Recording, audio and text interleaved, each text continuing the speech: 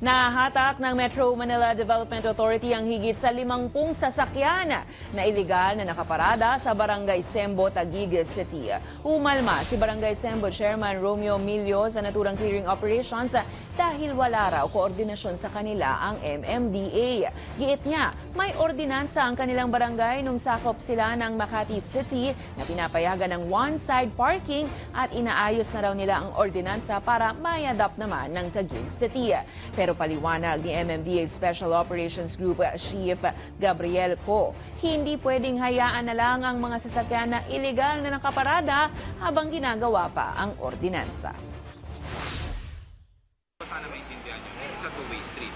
Ang two-way street, hindi po natin pwedeng gawin lagyan po ng parking on the one end.